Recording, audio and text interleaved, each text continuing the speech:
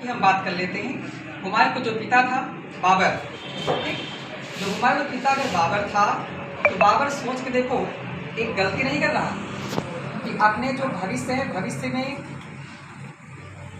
आने वाले जो संकट हैं उनको ये आग नहीं पा रहा, बस केवल इसको इतना ही पता है कि फरीद खां से बचकर रहना सलाह देकर गया था। किसको? हुमायूं को। हो गया। और हुमायूं से मरते समय कहा था कि भैया हमारे मरने के बाद साम्राज्य विभाजन कर देना, ठीक है। जो हुमायूं के लिए एक सबसे बड़ी गलती साबित हुई। काम खत्म, ये कहानी रट जाए चाहिए पूरी, और पेपर में सवाल आता है यहाँ से, ठीक है। पूरी तरह से इतनी बातें इसने कही और हुमायूं ने साम्राज्य विभाजन किया, यही उसकी सबसे बड़ी गलती साबित हुई। ध्यान रखें। अब देखते हैं हुमायूं की बात हम कर लेते हैं। कुछ विरोधी इसके थे। कौन कौन से विरोधी थे? तो बाबर ने पानीपत का युद्ध लड़ा 1526, काम खत्म, अर्थात लोधी वंश पूरा इनका विरोधी हो गया, ठीक है। लोधी वंश में कौन कौन थे? इब्राहिम लोधी का खुद चाचा, क्या नाम था? आलम खां लोधी। इसका खुद का पंजाब गवर्नर दौलत खां लोधी। दौलत खां लोधी का पुत्र दिलावर खां। और इसका खुद का भाई जलाल खां। ये है राणा सांगा के वंशज। राणा सांगा का अर्थात पुत्र, उसका नाम है राणा रतन सिंह। इसने शपथ ले रखी है कि हम मुगलों को भगा कर रहेंगे। समझ पा रहे हैं? उसके बाद मैंने युद्ध लड़ा था 1527 में, खानवा हो गया। फिर चंदेरी युद्ध, मेदिनी राय 1528। उसके बाद घाघरा युद्ध जो निर्णायक रहा, पूरी तरह से निर्णायक साबित हुआ 1529। इसमें एक नाम है बंगाल और बिहार, दोनों ने मिलकर लड़ा, सीखा होगा। दोनों ने मिलकर लड़ा, जिनमें से महमूद लोधी इसका नेतृत्व कर रहा था। ये दुश्मन यानी बाबर के जितने दुश्मन थे सारे दुश्मन हुमायूं को ट्रांसफर हो गए। काम खत्म। कहानी समझिए कितना बढ़िया वंशानुगत हो रही है। उसके बाद इसके खुद के भाई तो पहले जान लेते हैं फरीद खां। फरीद खां कौन? वही फरीद खां जिसे शेर खां या शेर शाह सूरी कहा जाता है बाद में, अगली बातें बताएंगे। इसने शपथ ले रखी थी यदि किस्मत ने मेरा साथ दिया तो हम मुगलों को भारत से भगा देंगे, ठीक है। तो देखिए इतनी खतरनाक शपथ। इसके खुद के भाई अस्करी, जिसको शम्भल का राजा बनाया, कामरान इसे काबुल कांधार दिया, लेकिन बाद में यही कामरान लाहौर और मुल्तान पर भी कब्जा कर लिया, ठीक है। उसके बाद हिंदाल, इसको मेवात दिया था। ये सब दिल्ली पर आसीन होना चाहते थे, लेकिन स्वयं तो दिल्ली पर बैठा था, ठीक है। ये ज्येष्ठ पुत्र था, समझ जाएंगे। और भी देखेंगे हुमायूं का हम थोड़ा सा बेसिक परिचय देख लेते हैं। ये इसका जन्म 6 मार्च 1508 को हुआ और आज 6 मार्च 1508 अर्थात हुमायूं का बर्थडे है, हैप्पी बर्थडे। उसके बाद इसका जन्म कहाँ हुआ था? काबुल। माता का नाम माहम बेगम दवाई खाफ बाबरा, ठीक। आगे राज्याभिषेक 30 दिसंबर 1530 को हो रहा, 22 वर्ष की उम्र है, ठीक। और आगरा में हो रहा। जब 12 साल का था ये गवर्नर बन चुका था, समझ जाएंगे, कहते राज्यपाल। हुमायूं एक ऐसा व्यक्ति है जिसको साम्राज्य में खजाना खाली मिल रहा है, क्योंकि तो युद्धवा कैसे लड़ोगे? आज यूक्रेन अगर युद्ध लड़ रहा है, इसके पास खजाना, काम खत्म है। जब तक इसको दान नहीं मिलेगा युद्ध न लड़ पाएगा, है? तो बाबर भी युद्ध लड़ते गए, कोई युद्ध हारा नहीं, तो खजाना तो खाली हो गया, काम खत्म। अब सोच के देखो खजाना खाली कैसे? 1526 को जीतने के बाद कबलोवा में चांदी सिक्का बांटे थे, समझ पा रहे हो? तो जरा खुद का होता तो ना बढ़ते, समझ पा रहे? चांदी का सिक्का बांटे थे, तो कुछ ना कुछ तो खत्म हुआ होगा ना। अगर उस समय के 1 लाख जनसंख्या भी मान लिया जाए तो 1 लाख सिक्का खत्म नहीं होगा।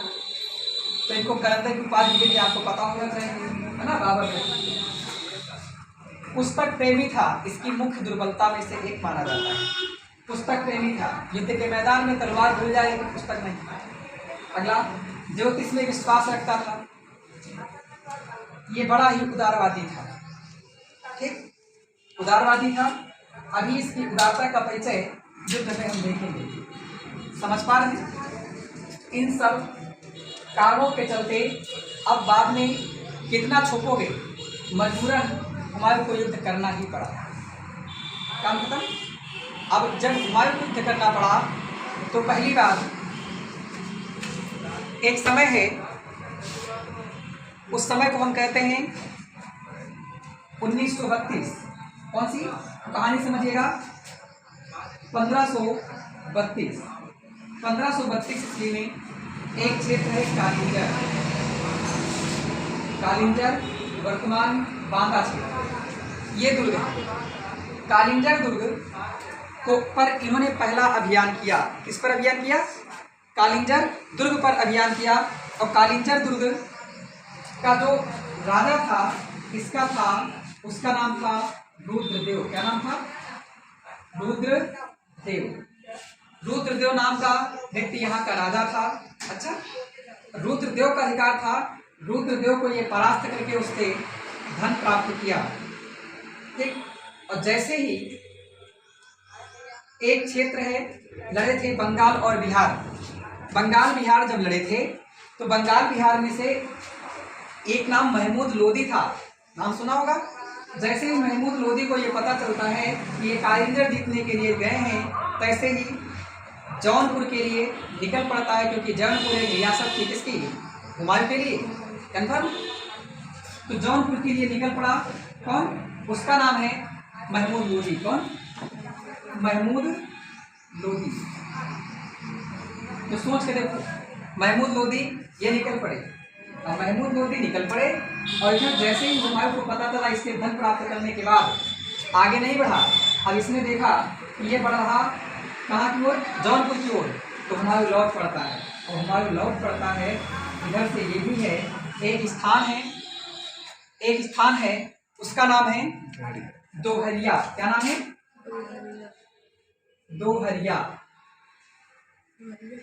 दोहरिया नामक एक स्थान है। यहाँ पर 1532 ईस्वी में होता है युद्ध। क्या होता है? 1532 ईस्वी में एक युद्ध होता है जिसमें महमूद लोदी परास्त होते हैं और हुमायूं विजयी होता है। हुमायूं विजयी होता है। इम्पॉर्टेंट है, सबसे ज़्यादा ये कहानी नहीं आएगी। आपसे इतना पूछा जाएगा वनडे के लिए, दोहरिया युद्ध कब हुआ, बस बाकी कुछ नहीं पूछा जाएगा। लेकिन हाँ, आपने कहानी सुन लिया, यह युद्ध हमेशा के लिए रटा रहेगा। देखो, समझ नहीं बात? समझ नहीं? हमेशा के लिए रटा रहेगा। तो दोहरिया युद्ध कब हुआ?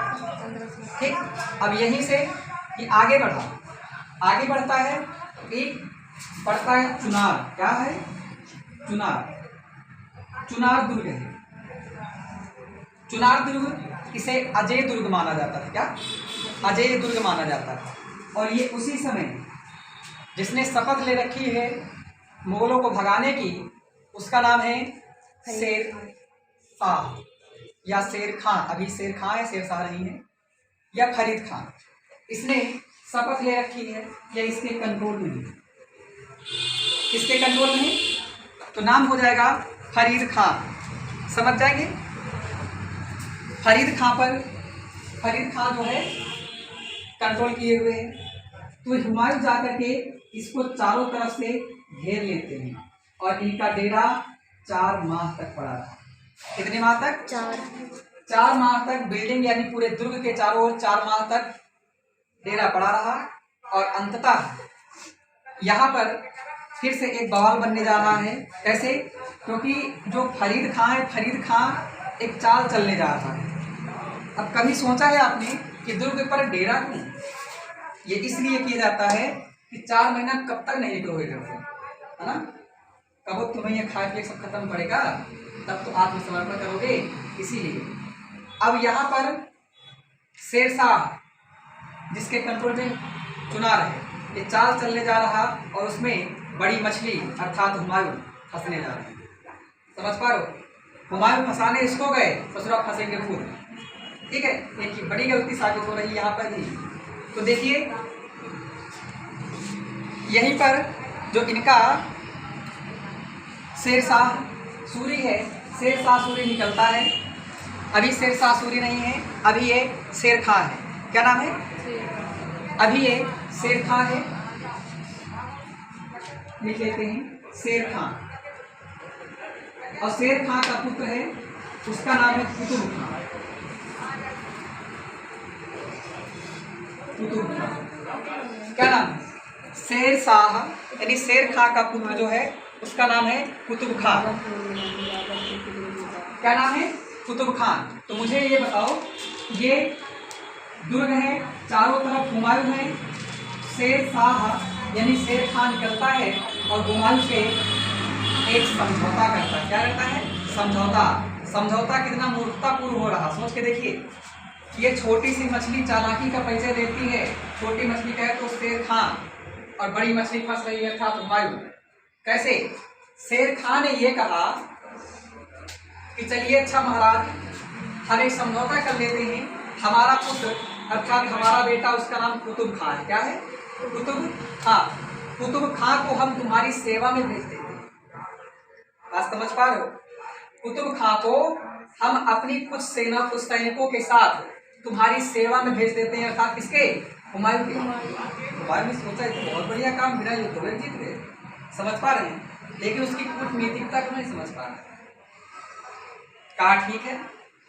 इस प्रकार से शेर खां ने अपने पुत्र कुतुब खां संग कुछ घोड़ों की सैनिक उसकी फौज में शामिल कर देता है और हुमायूं मौज काटते हुए लौट आता है। लौट ही रहा होता है कि उसको ये हो गया कि हमने चुनार दुर्ग जीत लिया। काम खत्म। और चुनार दुर्ग जीत लिया और बाकी कंट्रोल में इन्हीं को दे रखा। काम खत्म। क्या सोच रहा कि हमने जीत लिया, लेकिन ये समय कब है? 1532 में। समझ पा रहे हैं? 1532 में। अब बताओ ये घटना क्या घटेगी? तो घटना घटेगी, घटना ये घटेगी अभी बाद में कि इनका जो पुत्र है कहाँ है?